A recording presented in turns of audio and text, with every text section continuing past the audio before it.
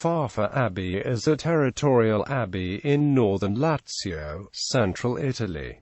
It is one of the most famous abbeys of Europe. It belongs to the Benedictine Order and is located about 60 kilometers from Rome, in the commune of Fara Sabina, not far from the Fara Sabina railway station. History. A legend in the 12th century Chronicon Farfense dates the founding of a monastery at Farfa to the time of the emperors Julian or Gratian, and attributes the founding to Lawrence of Syria, who had come to Rome with his sister, Susanna, together with other monks, and had been made bishop of Spoleto. According to the tradition, after being named bishop, he became enamored of the monastic life, and chose a forested hill near the Farfa Stame, a tributary of the Tiber, to build a church and a monastery. Archaeological discoveries in 1888 find strong evidence that the first monastic establishment was built on the ruins of a pagan temple. This first monastery was devastated by the Vandals in the 5th century. Only a handful of 6th century finds document the early presence of the monastic community. In the 7th century, a wave of Irish monasticism spread over Italy.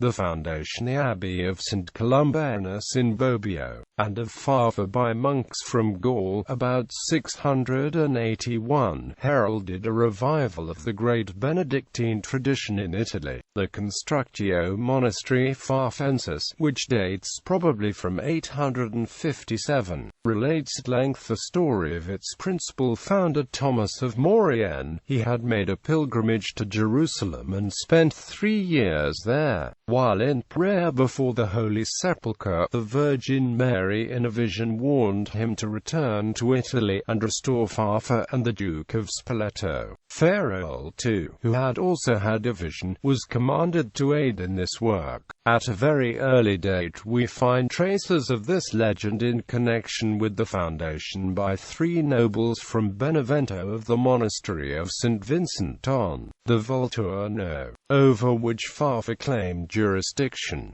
Thomas died in 720, and for more than a century Frankish abbots ruled at Farfa. The Lombard chiefs, and later the Carolingians, succeeded in withdrawing Farfa from obedience to the bishops of Italy, and in securing many immunities and privileges for the monastery. If we may credit the Chronicon Farfense, with the exception of the Abbey of Nonatola, Farfa was at this period the most important monastery in Italy, both from the point of view of worldly riches and ecclesiastical dignity. It had 1 large basilica church and 5 smaller ones, rich in the work of master goldsmiths. This excited the greed of the Saracens, and about 890, during the government of Abbot Peter, they besieged the abbey. Peter held out against them for 7 years, and then resolved to abandon the monastery. He divided his monks into 3 sections and shared the abbey's wealth among them. 1 section he sent towards Rome, 1 towards Italy, and 1 towards the county of Fermo. The Saracens preserved Farfa as a stronghold, but some Christian robbers set fire to it by mistake. Between 930 and 936, Farfa was rebuilt by Abbot Ratfredus, who was afterwards poisoned by 2 wicked monks, Campo and Hildebrand, who divided the wealth of the abbey between them, and ruled over it until Alberic I of Spoleto, Prince of the Romans, called in Otto of Cluny to reform Farfa and other monasteries in the Duchy of Rome. Campo was exiled, and a holy monk with the Merovingian name of Dagobert took his place. At the end of 5 years, he also died by poison, and the moral condition of Farfa was once more deplorable. The monks robbed the altars of their ornaments, and led lives of unbridled vice. Owing to the protection of the Emperor Otho, the abbot John III, who had been consecrated circa 967 by the Pope, succeeded in re-establishing a semblance of order. But the great reformer of Farfa was Hugues. His nomination as abbot was not secured without simony, but the success of his government palliates the vice of his election. At this instance, abbots Odilo of Cluny and William of Dijon visited Farfa and re-established the love of piety and of study. The Consuetudines Farfenses, drawn up about 1010 under the supervision of Guido, successor to Hugues of Farfa, bear witness to the care with which Hugues organized the monastic life at Farfa. Under the title Distructio Monastery, Hugues himself wrote a history of the sad period previous to his rule, and again under the title Diminutio Monastery and Querimonium. He related the temporal difficulties that encompass Farfa owing to the ambition of petty Roman lords. These works are very important for the historian of the period. One of Hugues' successors, Benedictine abbot from 1049 to 1089, made the abbey a great seat of intellectual activity. The monk Gregory of Catino arranged the archives to substantiate Farfa's claims and the rights of its monks. He edited the Regesto di Farfa, all Liber Genealographis sive Cleronomialis Ecclesiae Farfensis, composed of 1324 documents, all very important for the history of Italian society in the 11th century. In 1103, Gregory wrote the Largitorium, or Liber Notarius sive Emphyteuticus, a lengthy list of all the concessions, or grants, made by the monastery to its tenants. Having collected all this detailed information, he set to work on a history of the monastery, the Chronicon Farfense, and when he was 70 years old, in order to facilitate reference to his earlier works, he compiled a sort of index which he styled Liber Florigicatarum Cenobi Farfensis.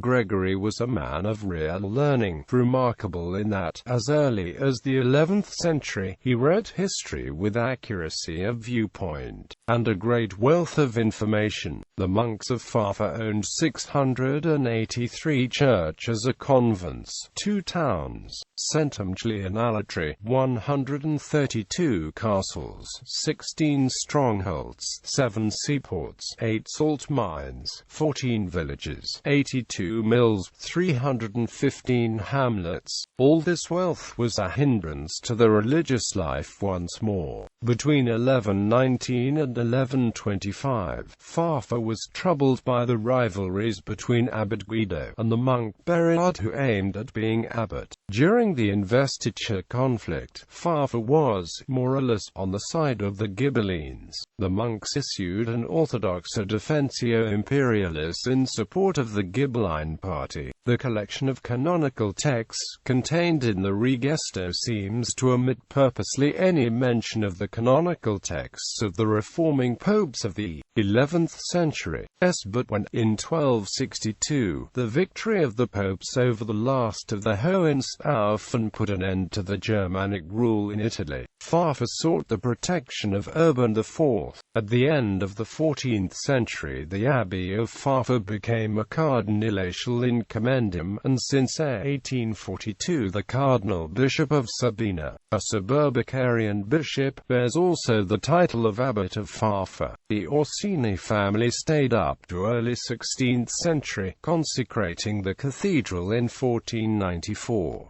Then came the Della Rovere, but the Orsini came back and stayed until 1542. Finally it was taken over by the Farnese family. Under the management of Cardinal Alessandro Farnese, the monastery joined the Cassinese congregation. During the next 2 centuries, in spite of some restorations and new constructions, Farfa lost all importance. Soon after, Napoleon's suppression came in 1798, followed by the Italian one in 1861, the results being that part of the possessions were sold to private citizens. The inheritors of the last owner, Count Volpi, gave the part of the monastery owned by them and some land around it to the monks. In 1920, a group of monks sent by Alfredo Ildefonso Schuster, then abbot of the Abbey of St. Paul outside the walls in Rome, gave a new life to Farfa Abbey by starting a new traditional monastic praying and living. In 1928, Farfa was declared a national monument, but only much later did restructuring work to the building take place.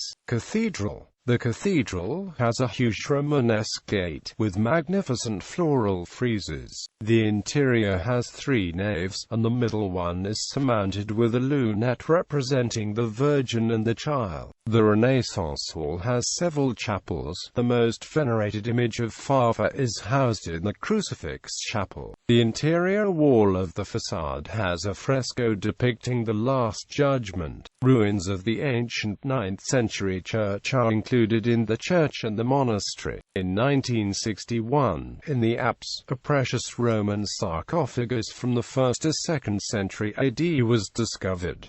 The large cloister is from the 16th century. The bell tower belongs to the original Carolingian buildings.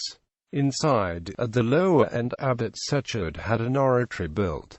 List of abbots: Thomas of Maurienne, Ornepot, Lucerius, Fulcold, Wandelbert, Alan, Gissipia, Probatus, Ragambald, Altpet, Morold, Benedict, Ingold, Sichard, Hilderic, Perto, John I, Anselm, Tuto, Nordepot, Spento, Vitalis, Peter, Rimo, Ratfredus, Hildebrand, Campo, Dagobert, John III, Hugh, Berard I, Berard II, Otto, Abbots Commendatory, Francesco Tarmacelli, Francesco Viterbes, Giordano Orsini, Giovanni Orsini, Latino Orsini, Cosimo Orsini, Battista Orsini, Gliotto Franciotto della Rovere, Giovanni Giordano Orsini, Napoleone Orsini, Francesco Orsini, Ranuccio Farnes, Alessandro Farnes, Alessandro Peretti di Montalto, Francesco Orsini, Francesco Barberini, Carlo Barberini,